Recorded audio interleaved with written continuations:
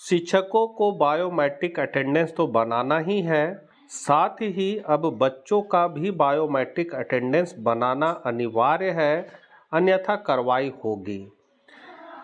यही समाचार आप लोगों को इस वीडियो के माध्यम से देना चाहता हूं। साथ ही ई विद्या वाहिनी पर शिक्षक जब उपस्थिति बनाएंगे तो किन किन बातों का ध्यान रखना है, उसका भी आज लेटर निकल चुका है। सारी चीज़ की जानकारी आपको इस वीडियो के माध्यम से देना चाह रहा हूं। चैनल पर पहली बार है तो सब्सक्राइब कर लें। मैं दीपक कुमार DRGP1 नया चैनल पर आपका स्वागत करता हूं। तो खबर यही है, आज 19/6/2025 का विषय आप देख ही सकते हैं, लिखा है नामांकित छात्र छात्राओं की बायोमेट्रिक अटेंडेंस के संबंध में। मतलब जो भी आपके विद्यालय में नामांकित बच्चे हैं, छात्र छात्राएं हैं, उनका भी बायोमेट्रिक अटेंडेंस बनवाना है। पूरा डिटेल में दिया गया है। उपर्युक्त विषयक पूर्व में सभी विद्यालयों एवं प्रखंडों को निर्देश दिया गया था कि प्रतिदिन शिक्षकों द्वारा सभी नामांकित में उपस्थित छात्र छात्राओं का बायोमेट्रिक अटेंडेंस बनाना जाना है। मतलब ऊपर से ही सचिव स्तर से ही लेटर पहले निकल चुका था कि सभी प्रखंडों के विद्यालयों में सभी बच्चों और शिक्षकों का जो है वो बायोमेट्रिक अटेंडेंस बनाना है।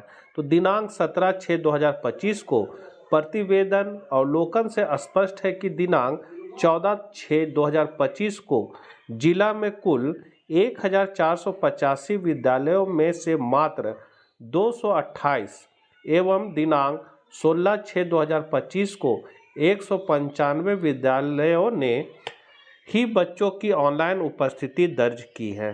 प्रति संकलन है जो घोर लापरवाही का घोतक है।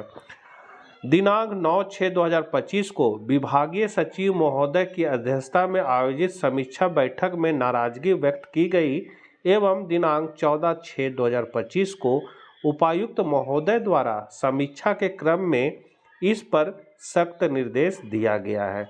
मतलब सचिव स्तर से भी मॉनिटरिंग हो रही है और उपायुक्त महोदय के स्तर से भी मॉनिटरिंग हो रही है कि बच्चों की उपस्थिति बायोमेट्रिक दर्ज हो रही है अथवा नहीं हो रही है। तो इसको दर्ज करना बहुत ज़रूरी है। साथ ही लिखा गया है कि जिले के सभी सरकारी विद्यालय प्रतिदिन उपस्थित बच्चों का ऑनलाइन उपस्थिति आवश्यक रूप से दर्ज करें। मतलब डेली बच्चों का जिस तरह रजिस्टर में अटेंडेंस बनाते हैं, उसी तरह ऑनलाइन उपस्थिति भी आपको ई विद्या वाहिनी में दर्ज करना अनिवार्य है। संप्रति बच्चों की संख्या से उपस्थिति दर्ज की जानी है, यथा वर्ग में कुल नामांकन क्या है, आज कितने बच्चे उपस्थित हुए। मतलब ऑनलाइन पोर्टल में दिखाना है कि कुल नामांकित बच्चे आपका कितना है और उसमें कितने बच्चे उपस्थित हुए।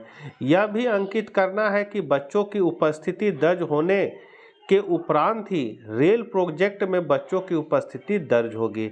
जब ई विद्या वाहिनी पोर्टल पर बच्चों की उपस्थिति दर्ज हो जाएगी तभी फिर रेल प्रोजेक्ट में भी उपस्थिति दर्ज करनी है।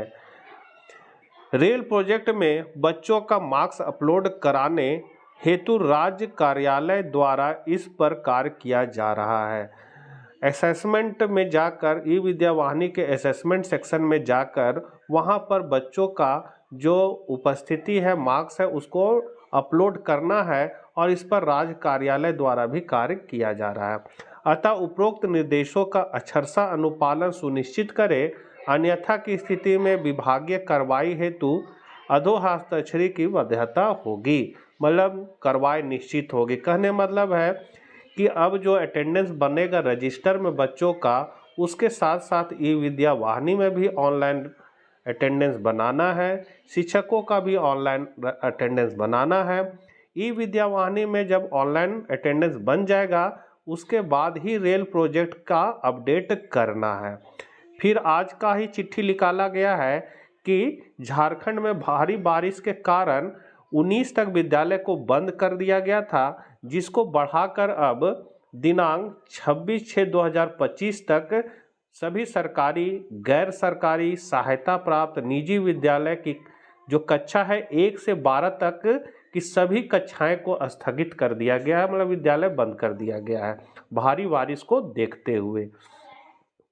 अगला खबर है जो समीक्षात्मक बैठक हुआ था उसमें शिक्षकों को ई विद्या वाहिनी पर कैसे अटेंडेंस बनाना है उसी का गाइडलाइंस दिया गया है। तो इसमें साफ लिखा गया है कि ईवीबी पोर्टल पर शिक्षक एवं शिक्षकेतर कर्मियों का बायोमेट्रिक अटेंडेंस के संबंध में यहाँ साफ लिखा गया है कि उपर्युक्त विषयक आप सभी अवगत हैं कि प्रतिदिन शिक्षकों एवं शिक्षकेतर कर्मियों का प्रतिदिन बायोमेट्रिक अटेंडेंस बनाया जाना है। मतलब टीचर और क्लर्क का जो बायोमेट्रिक अटेंडेंस है वो बनाना अनिवार्य है प्रतिदिन। इस संबंध में पूर्व में बार बार स्मारित कराया जाता रहा है कि 100% उपस्थित सुनिश्चित कराया जाए। दिनांक 14/6/2025 एवं 16/6/25 के बायोमेट्रिक अटेंडेंस जिला का प्रतिशत क्रमशः 83.64 एवं 75.47% है। प्रतिसंकलन कर दिया गया है। प्रतिवेदनों से स्पष्ट होता है कि शिक्षकों द्वारा 100% उपस्थिति नहीं बनाया जा रहा है, जो बहुत ही खेद का विषय है। राज्य परियोजना निदेशक के पत्रांक 1305 दिनांक 13/4/2023 के कंडिका 4 में स्पष्ट निर्देश है कि वेतनादि का भुगतान ई विद्या वाहिनी में दर्ज उपस्थिति के आधार पर देय होगा। मतलब जो ऑनलाइन उपस्थिति होता है उसी के आधार पर आपको एब्सेंटी निकालना है, ई विद्या वाहिनी के माध्यम से डाउनलोड करना है और उसको एब्सेंटी के साथ लगाकर देना है। यदि कोई सीएल में है तो उस एब्सेंटी में वहाँ सीएल दर्शा देना है। यदि क्षतिपूर्ति है तो क्षतिपूर्ति लिखना होगा। यदि कोई और काम में लगे हुए हैं, जैसे मान ली ट्रेनिंग में गए हैं, तो वहाँ उसका प्रशिक्षण लिखाएगा। उस तरह करके एब्सेंटी के साथ है सो ई विद्या वाहिनी के माध्यम से निकाले गए प्रपत्र को भी, एब्सेंटी को भी साथ में लगाकर देना होगा। उपस्थिति पत्रक जो ई विद्या वाहिनी से निकलेगा उसको एब्सेंटी के साथ लगाकर देना है। साथ ही दिनांक 14/6/2025 को उपायुक्त महोदय की अध्यक्षता में आयोजित समीक्षात्मक बैठक में निर्देश दिया गया है कि ई विद्या वाहिनी में दर्ज उपस्थिति के आधार पर ही वेतन आदि का भुगतान सुनिश्चित किया जाए। अतः उक्त के संबंध में पुनः निर्देश है कि अब यहाँ पर बायोमेट्रिक अटेंडेंस कैसे कैसे लगाना है उसके बारे में बताया गया है कि सभी शिक्षक एवं शिक्षकेतर कर्मियों का बायोमेट्रिक उपस्थिति पत्रक के आधार पर ही वेतन अथवा मानदेय का भुगतान किया जाए। ऐसा निर्देश दिया गया है कि बायोमेट्रिक उपस्थिति पत्रक के आधार पर ही वेतन या मानदेय दिया जाए। दूसरा है कि शिक्षक एवं शिक्षकेतर कर्मियों की ऑनलाइन अवकाश उपस्थिति पत्रक में अंकित होनी चाहिए। मतलब जो उपस्थिति पत्रक जो ई विद्या वाहिनी से अपलोड करेंगे उसमें यदि कोई सीएल में है तो वहाँ पर उसका सीएल लिखा जाएगा, एसएल में है तो एसएल लिखा जाएगा और यदि कहीं पर ट्रेनिंग में है तो वहाँ प्रशिक्षण लिखा जाएगा। इस तरह लिख कर देना है। सभी शिक्षक विद्यालय छोड़ने से पहले आवश्यक रूप से उपस्थिति का सिंक कर ले। मतलब उपस्थिति जो आप बनाते हैं ई विद्या वाहिनी में उसको सिंक्रोनाइज करना अनिवार्य है। तो विद्यालय छोड़ने से पहले निश्चित रूप से सिंक्रोनाइज कर ले, अन्यथा उस दिन अनुपस्थित माने जाएंगे। साथ ही बीआरसी स्तर पर प्रतिदिन शिक्षकों एवं सभी प्रकार के कर्मियों की ऑनलाइन उपस्थिति का समीक्षा आवश्यक रूप से करेंगे। मतलब ऑनलाइन उपस्थिति का जो समीक्षा है वो देखना है कि कौन ऑनलाइन बना रहा है कि नहीं बना रहा है, उसकी भी समीक्षा अवश्य करेंगे। बीआरसी को ऐसा आदेश दिया गया। फिर है कि सभी शिक्षकों को निर्देशित करें कि विद्यालय पहुंचने पर मोबाइल लोकेशन को अपडेट करने के बाद ही बायोमेट्रिक उपस्थिति बनाएं।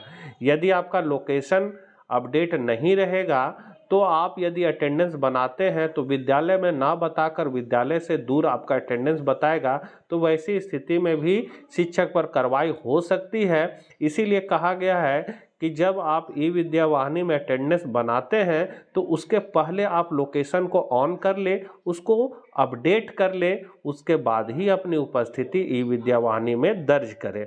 तो उपयुक्त सभी निर्देशों का अनुपालन सुनिश्चित करें, अन्यथा की स्थिति में सारी जवाबदेही आप सभी की होगी। कहने मतलब है यदि किसी तरह का अटेंडेंस नहीं बनाते हैं, बच्चों का अटेंडेंस ऑनलाइन नहीं बनाते हैं तो कार्रवाई निश्चित आप पर होगी, उसके जवाबदेह आप स्वयं होंगे।